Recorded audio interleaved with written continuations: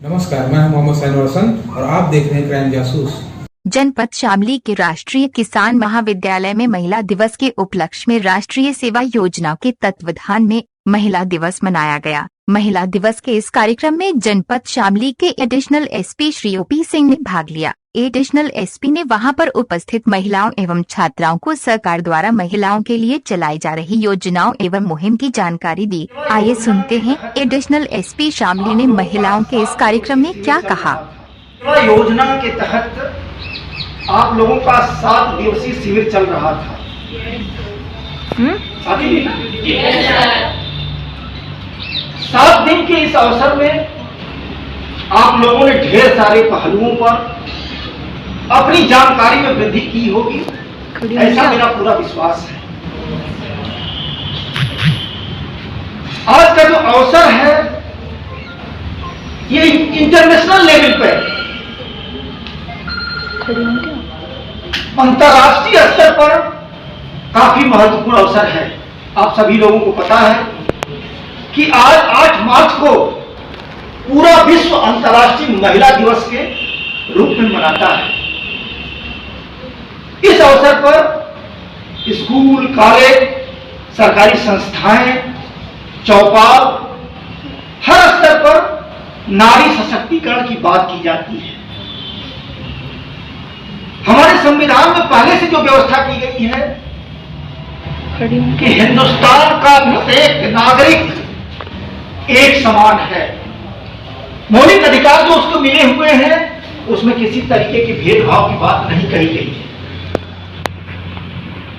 हमारी सामाजिक ताना बाना अगर इतिहास के पन्नों को आप टटोलें, उसमें जाकर झांकने का प्रयास करें तो हिंदुस्तान की जो सबसे प्राचीन संस्कृति थी, इसमें से जो बच्चियां, जो हमारी बहनें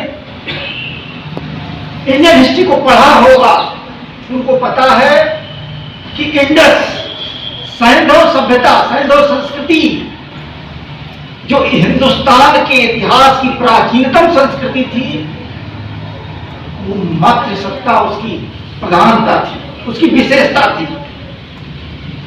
इतिहास के पन्नों को वहां से अगर टटोल करके हम आधुनिक भारत तक आए, बीच के अवसर कुछ ऐसे रहे होंगे जब हो सकता है हिंदुस्तानी नारी के अस्तित्व के सामने कुछ क्वेश्चन मार्क आया हो। अदरवाइज हमारा इतिहास समृद्ध रहा है, चाहे वो साहित्य का क्षेत्र हो, चाहे वो राजनीति का क्षेत्र हो, चाहे समाज सेवा का क्षेत्र हो, हर क्षेत्र में हमारी नारी शक्ति किसी से भी कम नहीं रही है।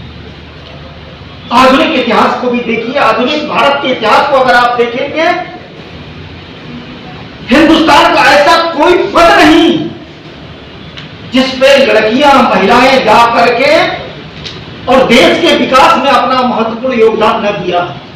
अगर जो हमारी बच्चियां ग्रामीण इलाके से ताल्लुक रखती होंगी, वहां ही परंपरा रही है कि घर में बच्ची अगर भूख से रो रही हो, अपने ही मातृशक्ति, अपनी मां से, अपनी मम्मी से, अपनी मदर से वो कह रही हो, मम्मी हमें भूख लगी है, रोटी दे दो, उस स्थिति में शायद उसको कभी कभार सुनने को मिला। मैं ये तो नहीं कह रहा कि हमेशा ऐसा होता रहा हो, लेकिन कभी कभार ऐसा सुनने को मिला होगा, बच्ची चुप रह, अभी लल्ला को खा लेने दे।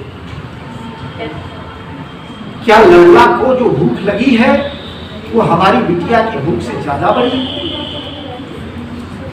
ये क्या इस तरीके की ये भेदभाव नहीं है? दूसरा उदाहरण देख लीजिए,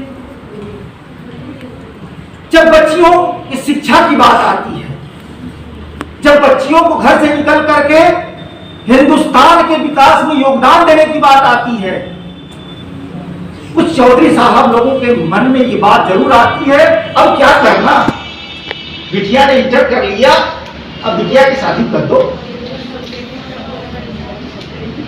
क्यों बिटिया की शादी कर दो?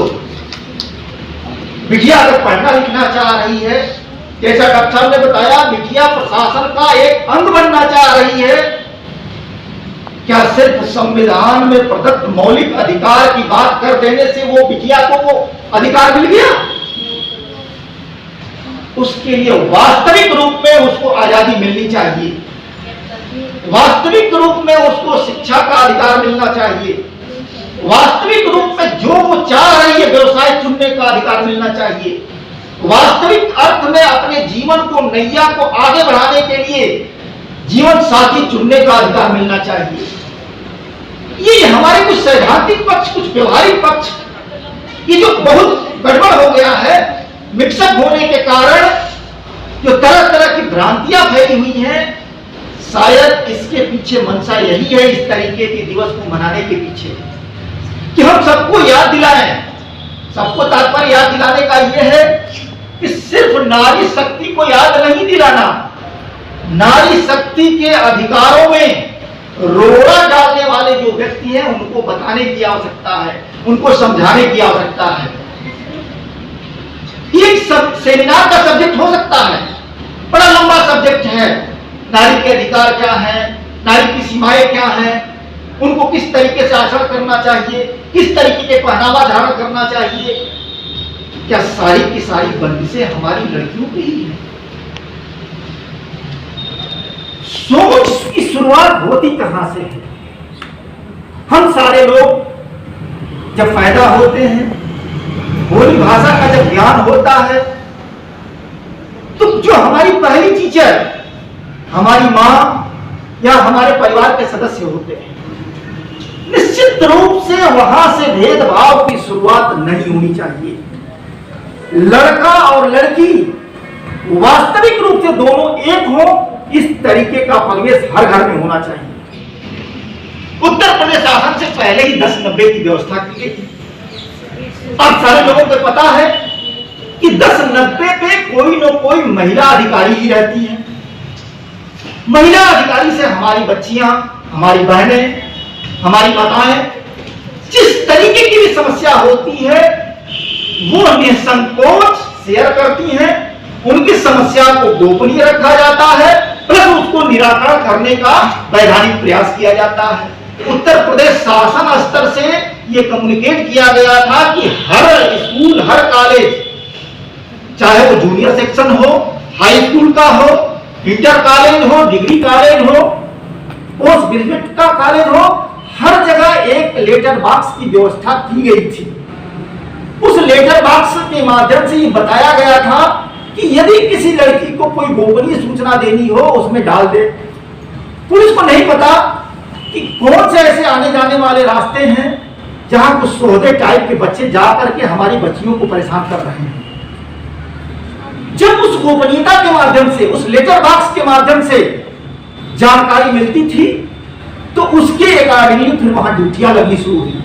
हमारे पीआरबी के वाहन को वहां खड़ा कराया गया। माननीय मुख्यमंत्री जी ने शपथ लेने के बाद सर्वप्रथम किसी के तरफ जो ध्यान दिया तो उन्होंने कहा हर थाने स्तर पे एंटी रोमियो की टीम बननी चाहिए। एंटी रोमियो की टीम बना करके और क्षेत्र में बदल बदल के अलग अलग स्थानों पे इफेक्टिव उसकी चेकिंग की जाए। चेकिंग करने के बाद जो इस टाइप के सौदे हो, पहले तो वो भी चूंकि किसी के बच्चे हैं, हो सकता है एक उम्र के पड़ाव में वो कई चीजें नहीं समझ पा रहे हो, तो पहले उनको सचेत किया जाए, उनको बताया जाए कि जैसे तुम आचरण किसी दूसरे की बहन के साथ कर रहे हो, अगर तुम्हारी कोई बहन कहीं जा रही हो, दूसरा व्यक्ति अगर इस तरीके का आचरण करेगा तो तुम्हें अच्छा लगेगा या बुरा लगेगा। स्वाभाविक सी बात है, उस स्थिति में उस चेतावनी का असर होगा। माननीय मुख्यमंत्री जी के क्लियर कट निर्देश थे, अगले चरण में उन लोगों को थाने पे जब लाया जाए, अगर उसके बाद भी सुधार नहीं हो रहा है तो उनके पेरेंट्स को बुलाया जाए, पेरेंट्स के सामने उनकी पोल खोली जाए। तो किसी पेरेंट्स को ये पता नहीं होता कि उसका बच्चा अगर जा रहा है बाहर क्या कर रहा है। तो ये एक साइकोलॉजिकल जो प्रेशर है, जो सोशल प्रेशर है, इसके माध्यम से बच्चों को ठीक किया जाए, और नहीं तो पुलिस तो ठीक कर ही देती है। पुलिस के पास जो आईपीसी सीआरपीसी एविडेंस एक्ट का इतना ज्यादा पावर है कि फिर जब उसका इस्तेमाल करती है तो फिर तो बच्चे ठीक हो ही जाते हैं।